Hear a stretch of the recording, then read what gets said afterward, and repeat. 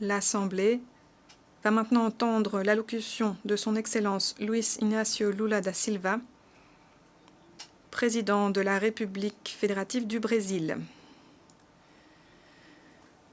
Je prie le protocole de bien vouloir accompagner son Excellence et je l'invite à prendre la parole devant l'Assemblée. Muito bem.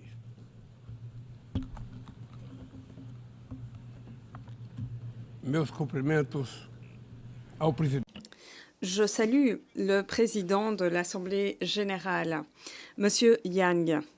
Mes salutations s'adressent également au secrétaire général, Antonio Guterres, et tous les chefs d'État et de gouvernement, ainsi que les représentantes et représentants ici présents.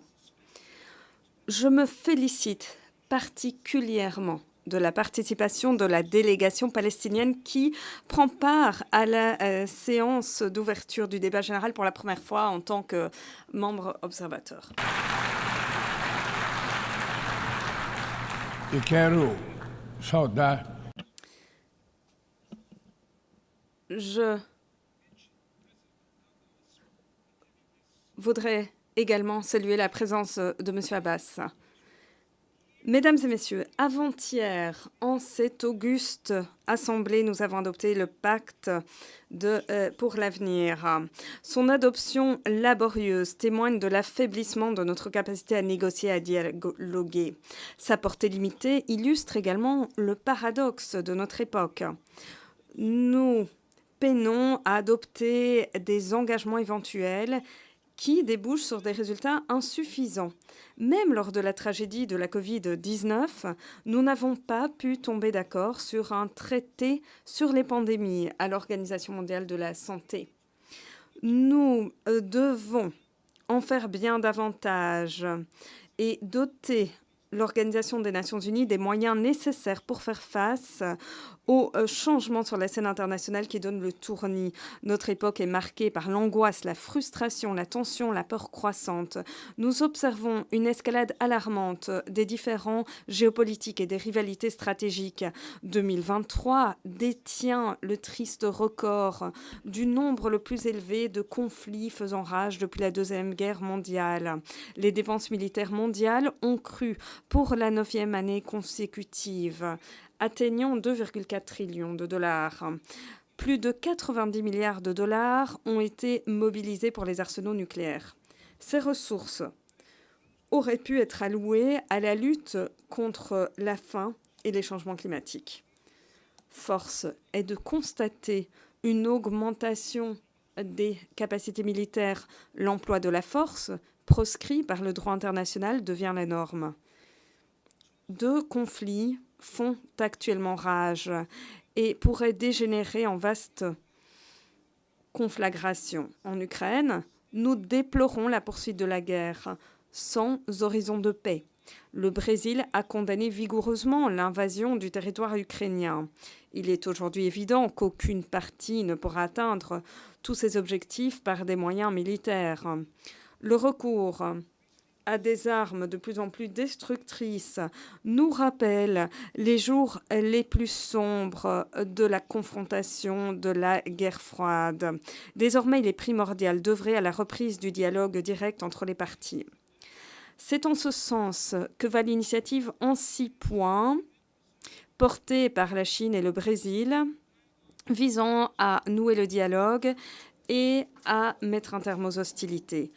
Gaza et la Cisjordanie sont le théâtre d'une des pires crises humanitaires de l'histoire récente, qui s'étend à présent dangereusement au Liban.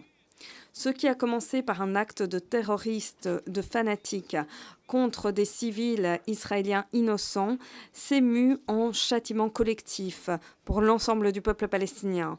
Plus de 40 000 personnes ont péri, principalement des femmes et des enfants. Le droit à se défendre est devenu le droit à se venger, entravant la conclusion d'un accord de libération des otages et remettant à plus tard le cessez-le-feu. Les conflits oubliés faisant rage au Soudan et au Yémen infligent d'indicibles souffrances à quelques 30 millions de personnes. Cette année, le nombre de personnes ayant besoin d'aide humanitaire de par le monde atteindra les 300 millions.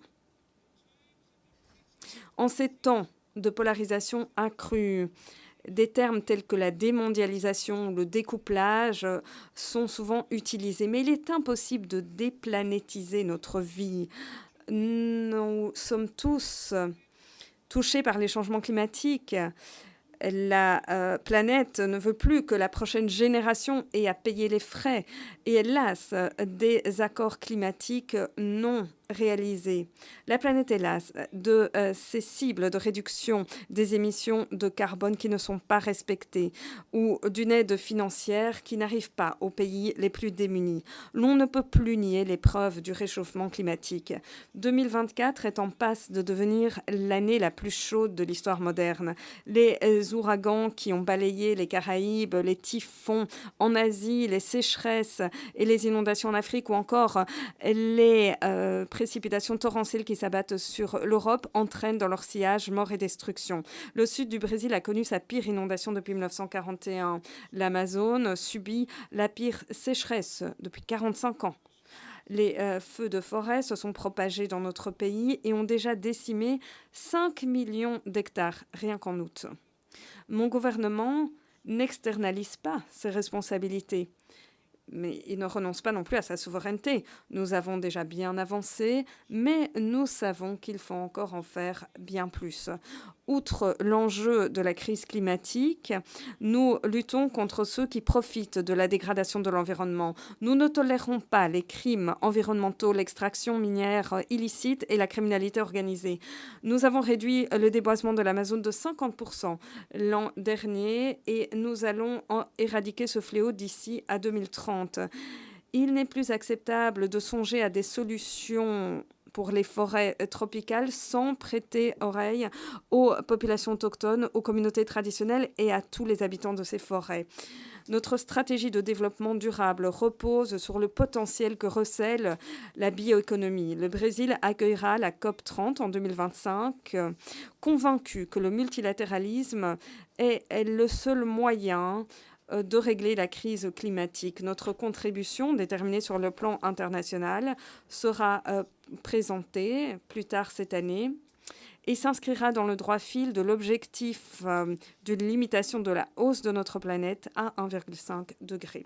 Le Brésil recèle de nombreuses possibilités dans ce monde qui connaît la révolution de la transition énergétique. Aujourd'hui, nous sommes l'un des pays ayant le bouquet énergétique le plus propre. 90% de notre électricité provient de sources renouvelables, biomasse, énergie hydroélectrique, éolienne ou photovoltaïque.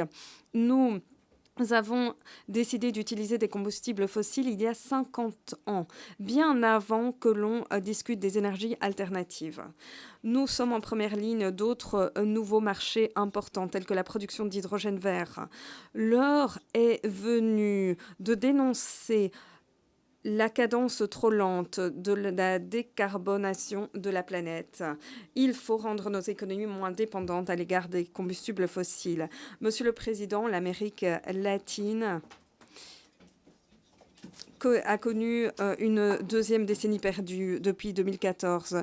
La croissance moyenne de la région pendant cette période était de 0,9%, moins de la moitié des chiffres de la décennie perdue des années 80. Cette croissance faible et les inégalités élevées ont des effets préjudiciables sur la politique. Prise aux prises avec des différends, notre région a eu du mal à coopérer et à s'entendre. Il est injustifié de garder Cuba sur la liste unilatérale des États qui promeuvent le terrorisme. En Haïti, il est urgent d'unir nos efforts pour rétablir l'ordre public et prôner le développement. Au Brésil, défendre la démocratie passe par des mesures incessantes contre les attaques extrémistes, messianiques, totalitaires qui sèment haine, intolérance et ressentiment. Ainsi, les Brésiliens ont pu vaincre des dictateurs et des tyrans qui essayaient de saper nos institutions.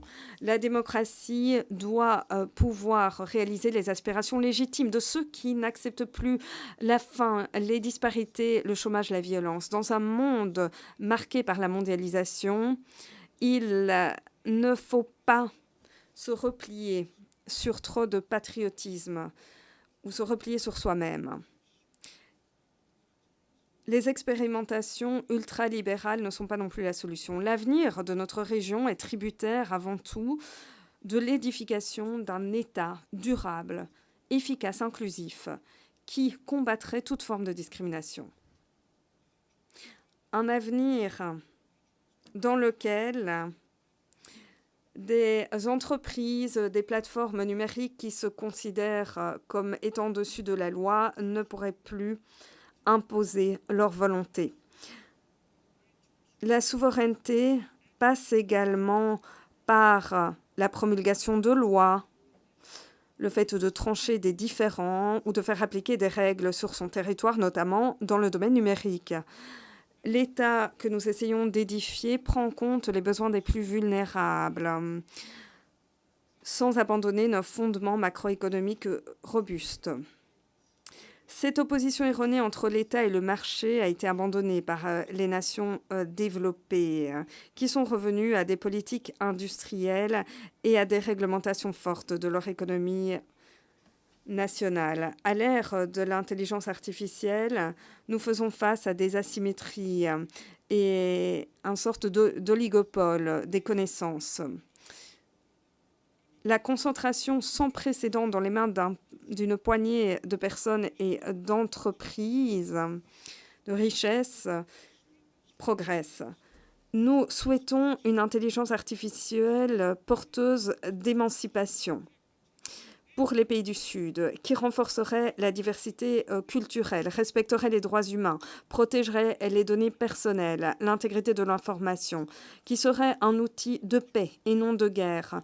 Nous souhaitons une gouvernance intergouvernementale de l'intelligence artificielle et que tous les États y voient au chapitre. Les conditions d'accès aux ressources financières restent prohibitives pour la majorité des pays à faible revenu, à revenu intermédiaire. Le fardeau de la dette limite la marge de manœuvre budgétaire, ne permettant pas d'investir dans la santé, l'éducation, de réduire les égalités, de lutter contre les changements climatiques. Les pays africains ont emprunté à des taux 8 fois plus élevés que l'Allemagne ou 4 fois plus élevés que le Royaume-Uni. C'est l'inverse du plan Marshall. Ce sont les plus démunis qui financent les plus nantis. Sans une plus grande participation des pays en développement dans la gestion du FMI et de la Banque mondiale, aucun changement digne de ce nom ne pourra être opéré. Alors que la réalisation des objectifs de développement durable est à la traîne, les 150 plus grandes entreprises de notre monde ont réalisé 1,8 trillion de bénéfices ces 2 dernières années. Les fortunes des 5 principaux millionnaires ont doublé depuis le début de la décennie, alors que 60% de l'humanité s'est appauvrie. Les plus riches payent moins d'impôts que la classe moyenne. Afin de remédier à cette anomalie, le Brésil a insisté sur la coopération internationale afin de mettre en place des normes d'imposition internationale minimales. Les données publiées par la FAO il y a 2 mois sur l'état de l'insécurité alimentaire dans le monde sont choquantes. Ainsi, les personnes connaissant la faim de par le monde ont augmenté de plus de 152 millions depuis 2019. Cela signifie que 9% de la population mondiale, 733 millions de personnes, sont sous-nourries. Ce problème est particulièrement grave en Afrique et en Asie, mais touche également certains pans de l'Amérique latine. Les femmes et les filles représentent la majorité des personnes subissant la faim de par le monde. Les pandémies, les conflits armés, les catastrophes climatiques et les subventions agricoles des pays fortunés ne font qu'aggraver ce fléau. Mais la faim n'est pas seulement le fruit de ces facteurs externes. Les choix politiques peuvent également changer la donne. Aujourd'hui, le monde produit bien assez d'aliments pour éradiquer la faim. Il faut donc réunir les conditions rendant les aliments plus abordables. Et c'est dès lors l'engagement le plus important de mon gouvernement, mettre un terme à la faim au Brésil, comme nous l'avons fait en 2014. Rien qu'en 2023, nous avons permis de sortir 24 400 000 personnes de l'insécurité alimentaire aiguë. L'Alliance mondiale contre la faim et la pauvreté, lancée à Rio de Janeiro en novembre, est née de cette volonté politique, de cet esprit de solidarité. Et il s'agira également d'un des principaux résultats engrangés par la présidence du G20 par le Brésil. Mais, Monsieur le Président, Mesdames et Messieurs, la Charte des Nations Unies célébrera bientôt son 80e anniversaire. Et pourtant, elle n'a jamais été profondément remaniée. Seuls 4 amendements ont été adoptés, tous entre 1965 et 1973. La version actuelle de la charte n'est pas à la hauteur des écueils les plus pressants qu'elle se heurte l'humanité. Lors de la création de l'ONU, 51 pays composaient l'organisation. Aujourd'hui, il s'agit de 193 pays. Certains pays, beaucoup sur le continent africain, étaient sous le joug colonial lors de la création de l'ONU et n'avaient pas voix au chapitre quant à ses objectifs ou à son fonctionnement. Il n'y a pas d'équilibre entre les sexes aux postes les plus élevés. Il n'y a jamais eu de secrétaire général femme.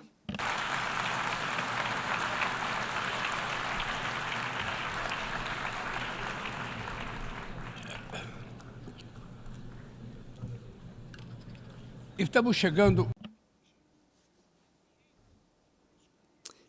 Alors que le premier quart du XXIe siècle touche à sa fin, l'ONU semble toujours paralysée.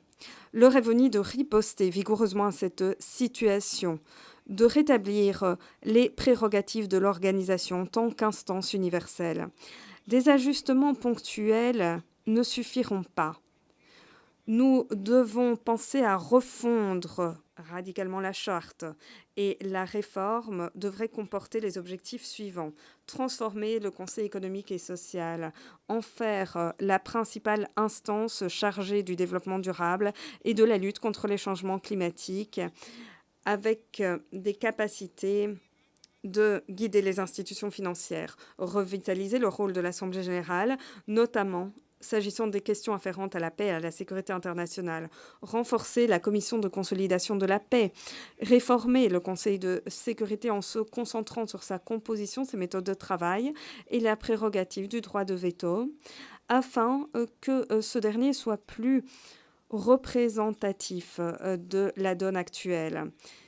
L'exclusion de l'Amérique latine et de l'Afrique de sièges permanents au Conseil de sécurité constitue une pratique héritée du passé colonial. Il faut donc mener ces discussions de façon transparente.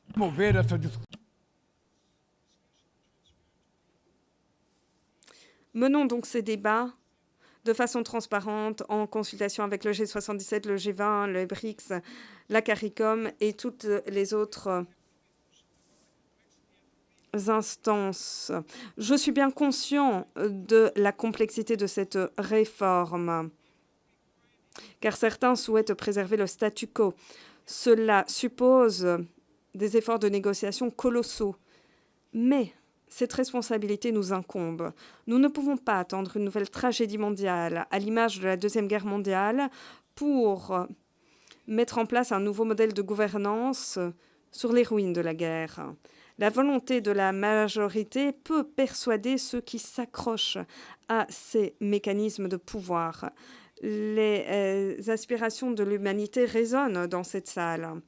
Dans cette salle, l'on se lance dans les débats les plus importants de l'heure sur les problèmes que connaît notre planète. Il revient à l'Assemblée générale qui incarne le multilatéralisme de tracer la voie vers l'avenir. Je vous remercie sincèrement.